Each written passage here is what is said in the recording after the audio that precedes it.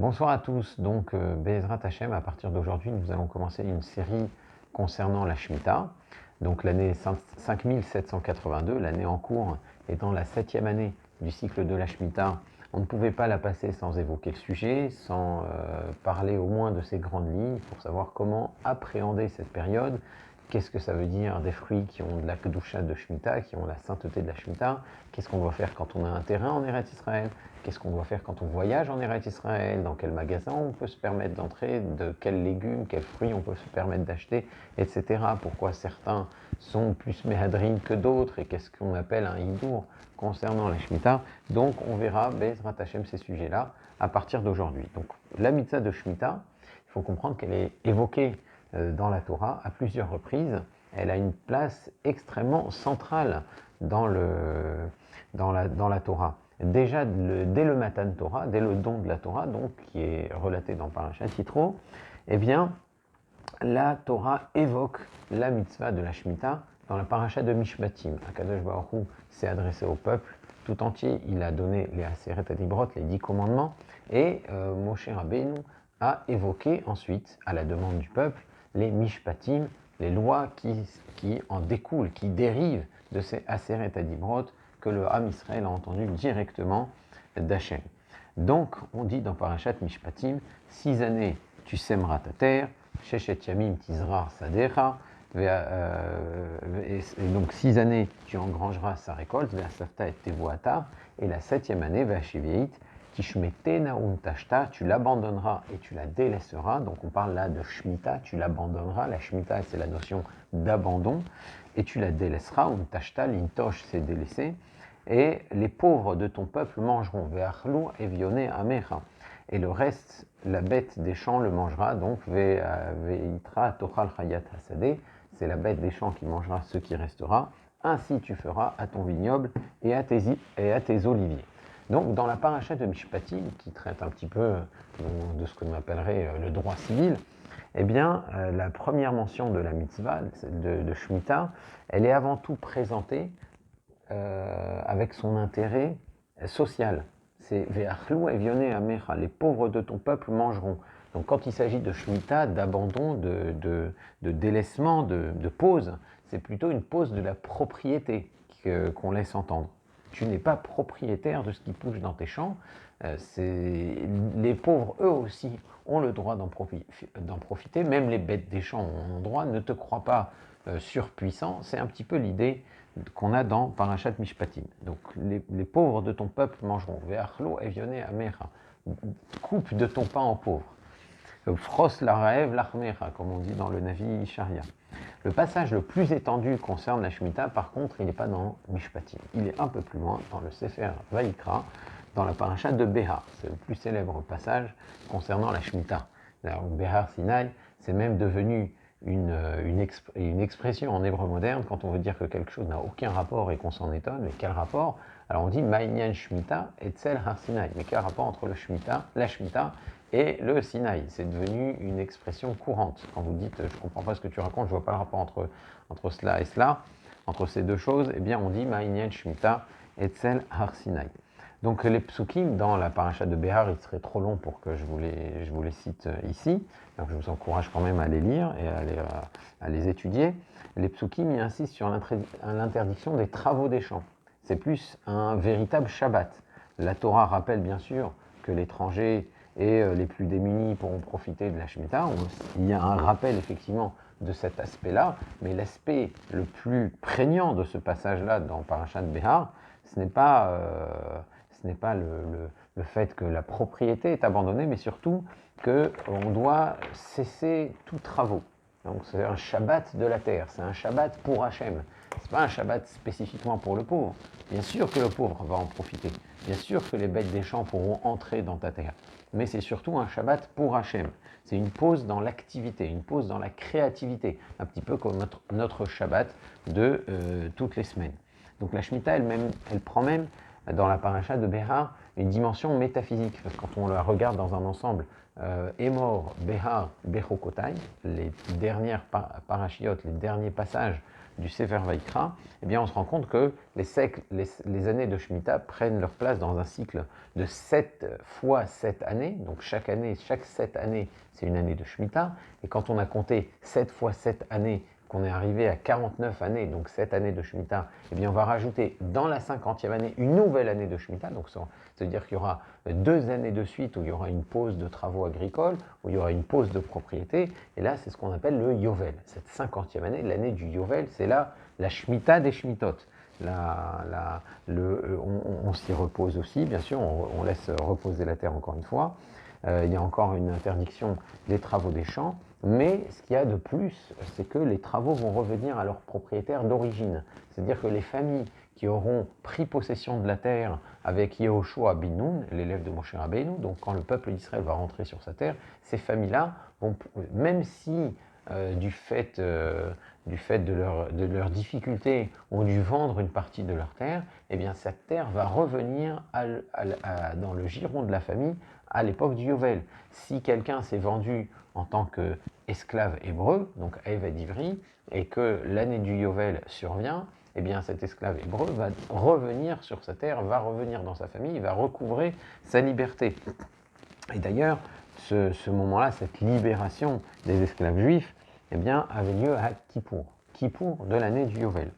Donc dans Béhar, on dit que la Shemitah, c'est même la condition au maintien du peuple d'Israël sur sa terre. Ça veut dire que c'est plus seulement un Shabbat à respecter, c'est plus que cela. C'est la reconnaissance du véritable propriétaire d'Eretz Israël, et c'est ce qui assure la continuité du Yishuv juif qui guérim vetoshavim atem imadi. Donc sachez reconnaître que vous n'êtes que des étrangers sur cette terre-là, sur cette terre que je vous ai donnée. Le véritable propriétaire, dit le Créateur, dit Hachem, c'est moi. Dans la paracha de Bechukotai, on dit même que c'est le non-respect de la Shemitah et du Yovel qui est à l'origine de l'exil annoncé, dans Bechukotai d'ailleurs. Donc toutes les réprimandes qui sont annoncées dans paracha de Bechukotai, qui sont énoncées dedans, ont un écho prophétique. Elles contiennent toutes les spécificités du premier exil qu'allait endurer le Ram Israël, le peuple d'Israël, l'exil donc babylonien. D'ailleurs, le Ramban fait un travail extraordinaire de comparaison entre ce qui est annoncé dans les réprimandes de Bechukotai et celles de Kitavo, que je vous encourage vraiment à étudier, ce Ramban, ce Nachmanin, et c'est impressionnant l'aspect prémonitoire qu'on trouve dans ces psukim, la façon dont ces choses se sont réalisées dans l'histoire, et effectivement, la paracha de Bechukotai annonce le premier exil, elle annonce que cet exil aura une fin, que cet exil aura une durée déterminée, alors que l'exil de Kitavo, c'est vraiment l'exil romain, et les annonces faites par Moshe Rabbeinu dans Kitavo ont un écho très net de ce qui s'est passé au moment où le deuxième Beth Amikdash a été détruit par les Romains. Donc la destruction du premier Beth Amikdash par les Babyloniens, elle, est annoncée dans Bechukotai. Et ce que la paracha de Bechukotai dit, c'est que la raison pour laquelle cet exil babylonien a eu lieu, la raison pour laquelle le peuple d'Israël a été exilé de sa terre à ce moment-là, c'est parce qu'il n'avait pas respecté les Shmitot et les Yovlot. Les psukim disent même que pendant cet exil-là, la terre va se reposer, va rattraper toutes les shmitot que vous n'avez pas respectées quand vous étiez installés sur la terre. Donc, Kol Yemeho Shama Tishbot, si je cite le passouk dans les mots. Et Rashi va même plus loin. Et Rashi, dans le Parashat Bechukotai, donc il fait un calcul précis du nombre de shmitot et de yovel qui ont eu lieu depuis l'entrée de Yehoshua bin Nun sur la terre d'Israël, depuis la conquête et le partage de la terre, jusqu'à l'exil babylonien, jusqu'à la destruction du premier Beth Amikdash par Nebuchadnezzar, le roi de Babylone. Et ce qui est très intéressant, c'est qu'en faisant le compte total de toutes ces années-là, des Shmitot et des Yovlot, il obtient le chiffre de 70 années qui correspondent exactement au temps qui sépare la destruction du premier Beth Amikdash par Nebuchadnezzar de la construction du second à l'époque de la Shiva de Sion, donc sous le roi Koresh. Donc ça veut dire que cet exil avait une durée déterminée exactement comme les psukim dans Parashat Bechukotai l'ont décrit. Donc c'est très très impressionnant. En tout cas, dans la paracha de Réé, dans le Sefer Devarim, on parle encore une nouvelle fois de la Shemitah, une troisième fois donc, et on évoque cette fois la Shemitah Ksafim, l'annulation des dettes de la Shemitah. Alors ça aussi, on en parlera Be'ezrat Hashem dans cette série. Ça veut dire que avant la fin de cette année, si on a prêté de l'argent à quelqu'un, ou si on a un compte en banque en Eretz Israël, un compte en banque c'est aussi de l'argent que l'on prête à la banque, et bien dans ce cas-là, il faudra penser à écrire un prosboul parce que sans cela, la Shemitah est censée annuler les dettes, mais on aura le temps d'en reparler Be'ezrat Hashem. Alors, bien évidemment, quand on parle de Shemitah Ketsafim, on revient sur cet aspect chesed, cet aspect social de la Shemitah. La Shemitah, c'est donner aux pauvres, laisser le pauvre qui nous a emprunté de l'argent, et bien avec cette somme-là, ne pas revenir comme un créancier pour essayer de la récupérer. Alors il y a plusieurs raisons, il y a plusieurs théamim qui ont été donnés à la mitzvah de Shemitah. Bien sûr, celle qui paraît la plus évidente, c'est celle de partager la récolte, savoir partager la récolte avec les pauvres. Il y a la notion de reconnaissance du créateur possesseur de la terre, ça c'est ce qu'on voit un peu plus dans la paracha de Béhar. Le Ibn Ezra dit que c'est une année, cette année-là, on cesse son activité agricole, c'est une année justement où on doit en profiter pour pouvoir étudier, pour pouvoir se consacrer à sa vie spirituelle. Le Moreh Nevochim du Rambam, il évoque même l'idée que l'année de Shemitah serait une année de jachère qui permettrait à la terre de se renforcer.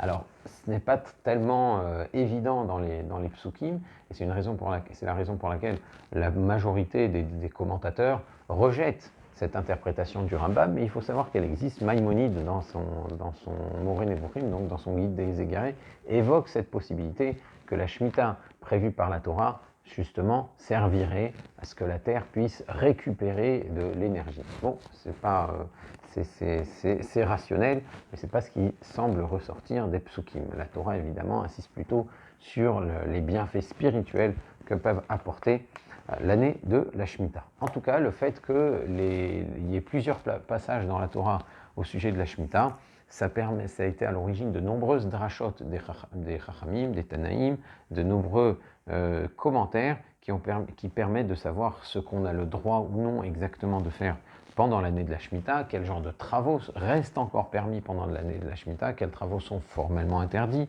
qu'est-ce qu'il est possible de faire avec les fruits, qu'est-ce qu'il est interdit de faire avec ces fruits qui poussent malgré tout pendant l'année de la Shemitah, dans quelles conditions on a le droit d'en profiter, etc. Donc on va essayer de voir ces règles-là dans les grandes lignes. Bien sûr, on ne pourra pas aller dans tous les petits détails des règles de la Shemitah, mais au moins dans les grandes lignes pour savoir un petit peu ce qu'il faut faire. Alors, on a parlé du Yovel, on a dit qu'au terme de 7 fois cette année de Shemitah, eh bien, il y avait une année de Yovel qui devait être célébrée, une deuxième année de Shemitah, donc au bout de 49 ans, la 50e année c'est encore le Yovel. Alors il faut savoir que le Yovel de nos jours, il n'est pas pratiqué, il n'est même pas compté en réalité comme on va le voir. Et même à l'époque du Beit Sheni, a priori d'après la majorité des décisionnaires, il n'y avait pas de Yovel. Alors pourquoi il n'y avait pas de Yovel à l'époque du Beit Sheni et à partir de la destruction du premier Beth Amikdash? C'est parce qu'une des conditions pour pouvoir respecter le Yovel, pour que le Yovel s'impose, c'est que la totalité du peuple d'Israël se trouve sur sa terre. Or, une fois que le premier Beth Amikdash a été détruit, même après la Shivat Sion, même une fois que les Juifs de Babel ont commencé à rentrer en Eretz Israël, la majeure partie des Juifs restaient quand même en diaspora, restaient à Alexandrie, en Babylonie et dans le reste, dans certaines autres contrées méditerranéennes, notamment dans les alentours de Carthage, etc. Au Yémen aussi, on a une tradition que les Juifs étaient là-bas depuis la destruction du premier Beth Amikdash. Donc en tout cas, la majeure partie des Juifs n'habitaient pas en Eretz Israël, et donc le Yovel ne s'imposait pas. De nos jours, même si la plus grande communauté juive du monde est devenue la communauté juive d'Israël, ce qui est une petite révolution qui a eu lieu il y a environ une dizaine d'années. Elle est passée très discrètement, mais c'est quand même une révolution dans l'histoire du peuple juif que la plus grande communauté juive du monde vive en Eretz Israël. C'est quand même révolutionnaire. Au niveau du Yovel, ça ne change pas, puisqu'il n'y a pas encore la majorité du peuple juif en Eretz Israël. La majorité du peuple juif ne vit pas encore en Eretz Israël, donc c'est certain que le Yovel ne s'impose pas. Et donc c'est ce qui fait que, d'après la majorité des poskim, la Shemitah de nos jours est une obligation midera banane.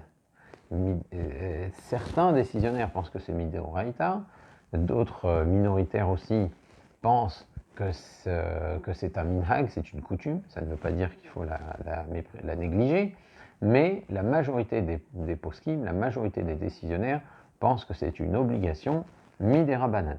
Alors, si un jour, dans les années à venir, et c'est très probable que ça se réalise bientôt, la majorité du peuple juif vit en Eretz Israël, là, la question commencera à se poser. Parce que si tu dis que la majorité vit en Eretz Israël, on a un principe dans la Torah que Roubo, Kechulo, la majorité c'est comme le tout, donc c'est comme si tout le peuple juif y était. Et donc là, la question du Yovel se posera peut-être. Peut-être qu'il faudra se demander si là, il faudra peut-être commencer à respecter le Yovel, et à ce moment-là, la Shemitah deviendrait Midoraita. Bon, mais la pratique du Yovel ne dépend pas que de la majorité du peuple d'Israël sur sa terre, il faut encore d'autres critères, d'autres éléments importants. Donc, entre-temps, Od Hazon, la Moed et la Shemitah est une obligation Midera Banan. Alors, comment on sait quelle année est l'année de la Shemitah? Alors, on sait que la première année respectée par les Bnei Israël, la première année de Shemitah respectée par les Bnei Israël, c'était la 21e année après leur entrée en Eretz Israël. Il y a eu 7 années de conquête, 7 années de partage. Ensuite, le décompte des années a commencé. Et donc, la 21e année, c'était la première année de Shemitah. Et ensuite, bien sûr, les cycles des Shemitot et des Yovlot a commencé. Le cycle des Shemitot et des Yovlot a commencé. Cependant, ce cycle s'est effiloché, a été interrompu pendant toute la durée du premier exil. Alors la question qui va se poser, c'est est-ce que au retour de Bavel, on a recompté les Shemitot et les Yovlot aussi? Alors on a dit non, on n'a fait pas le Yovel, mais est-ce qu'on le compte aussi? Et donc il y a un doute sur ces années-là, quand est-ce qu'elles ont exactement eu lieu. On sait aussi par tradition que l'année de destruction du premier Beth Amikdash et du deuxième Beth Amikdash ont eu lieu la 8e année du cycle de la Shemitah, autrement dit la première année du cycle suivant. Mais étant donné qu'il y a un doute sur l'année de la destruction du Beth Amikdash, etc., et qu'il y a beaucoup de débats, il y a des débats si on compte le Yovel, même si on ne le respecte pas, et il y a des débats sur la façon de compter les années depuis la création du monde, est-ce qu'on tient compte de l'année de Tau, etc. Je ne vais pas rentrer dans tous ces détails techniques. Ce qu'on va dire en conclusion en tout cas, c'est qu'on s'appuie traditionnellement sur le calcul du Rav Shrira Gaon. Ce n'est pas un calcul, c'est plutôt un siman, c'est un signe qui aide à reconnaître l'année de la Shemitah. Mais il s'appuie surtout sur une tradition ininterrompue. On sait que les Gaonim vivaient proches d'Eretz Israël, ils savaient à quel moment l'année de la Shemitah était respectée en Eretz Israël, et c'est plutôt la tradition qui va primer à ce sujet. Ça veut dire que même le Rambam, qui n'est pas d'accord avec les Gaonim sur la façon de compter les années de la Shemitah, va s'appuyer sur eux et il dit c'est ce compte-là que l'on respecte. Et le signe que donne Rav Shrira Gaon, c'est que on regarde l'année de la création du monde, donc cette année par exemple 5782, et on la divise par 7. Si le reste est un entier, eh bien c'est qu'on est dans une année de Shemitah. Voilà. Alors ça n'a rien à voir avec la création du monde. A priori, l'année de la Shemitah, comme je vous l'ai dit, on n'a pas respecté les Shemitot depuis la création du monde. C'est seulement à la 21e année où on est rentré en Eretz Israël qu'on a commencé les années de la Shemitah. Mais il se trouve que ça tombe bien. Donc ça tombe bien. Je ne sais pas comment on appelle ça. Est-ce que c'est une coïncidence, une conjecture? Donc les forts en maths nous le diront. C'est quoi le terme approprié? Mais c'est sur ce signe-là de Rav Shrira Gaon qu'on s'appuie pour dire qu'aujourd'hui, cette année 5782 est une année de Shemitah. Sur quelle terre la Shemitah s'impose? Quelles sont les terres concernées par la Shemitah? Alors, bien entendu, la Shemitah ne concerne qu'Eretz Israël. Un juif qui posséderait une terre en Chutz La'aretz n'a pas l'obligation de respecter la Shemitah. Donc c'est seulement Eretz Israël. Et maintenant, quel Eretz Israël? Parce qu'il y a les limitations, les frontières qui sont données par Moshe Rabbeinu de la terre d'Eretz Israël, dans le Sefer Bamidbar par exemple. Est-ce que ce sont ces frontières-là qui comptent? Eh bien non. Eh bien non. On dit que la Kedusha, que la sainteté, les obligations liées aux mitzvot qui concernent Eretz Israël, imposées par Yehoshua, par les terres conquises par Yehoshua, par le peuple d'Israël en sortant d'Égypte, n'a pas d'implication pour le futur. Elle ne concerne que le moment de ce Yishuv-là. Ça veut dire que la Gdusha de la terre, la sainteté de la terre, a été annulée lors du premier exil. Une fois que le peuple d'Israël est revenu de l'exil babylonien, cette Gdusha Shnia, Kitcha, les Sharta ou l'Atid Lavo, elle a été sanctifiée aussi pour le futur. Autrement dit, elle nous concerne aussi pour toutes les générations après ceux qui sont rentrés de Babylonie. Donc c'est uniquement la Judée antique, la Judée de l'époque des Tanaïm, la Judée de l'époque romaine, de l'époque grecque, de l'époque perse, c'est cette Judée-là qui s'impose, ce sont ces limites-là de la terre d'Eretz Israël qui vont s'imposer pour les lois de Shemitah de nos jours. Alors ça change quelque chose, par exemple, Elat et une bonne partie du sud du Negev ne font certainement pas partie d'Eretz Israël, alors que dans les limites fixées par Moshe Rabbeinu, c'est possible que Elat fasse partie d'Eretz Israël. Mais comme on l'a dit, ce ne sont pas les limites fixées par Moshe Rabbeinu qui sont concernées par les lois de la Shemitah et du Maaser et de la Trouma, etc. Toutes les lois qui sont fixées sur les récoltes agricoles, sur les récoltes. Toutes ces lois-là ne concernent que l'Eretz Israël, que la Judée antique, la Judée des Tanaïm, dont les limites sont décrites dans la Mishnah Masechet Shvit. Masechet Shvit, exactement. Alors, ce qui serait intéressant par contre de savoir, c'est quelle serait la règle si un non-juif possède une terre en Eretz Israël. Si on a un terrain en Eretz Israël qui est possédé par un non-juif, alors lui évidemment ne respectera pas la Shemitah, rien ne s'impose à lui, mais il va produire des fruits. Est-ce que les fruits qu'il va produire sur sa terre sont concernés par la Shemitah? On sait que les fruits qui viennent d'Eretz Israël en Chutz La'aretz sont concernés par la Shemitah. Les fruits de Chutz La'aretz, eux, ne sont pas concernés par la Shemitah, mais les fruits qui ont été faits pousser par un non-juif sur sa terre en Eretz Israël, est-ce qu'ils sont concernés par la Shemitah? Donc ça, ce sont des questions qu'on verra Be'ezrat Hashem la prochaine fois. On verra aussi toutes on va pas dire toutes les méthodes, toutes les méthodes qui existent de nos jours pour pouvoir maintenir la Shemitah dans un état moderne, dans une agriculture qui a besoin d'être continue. Erev Tov à tous et à la prochaine fois, Be'ezrat Hashem.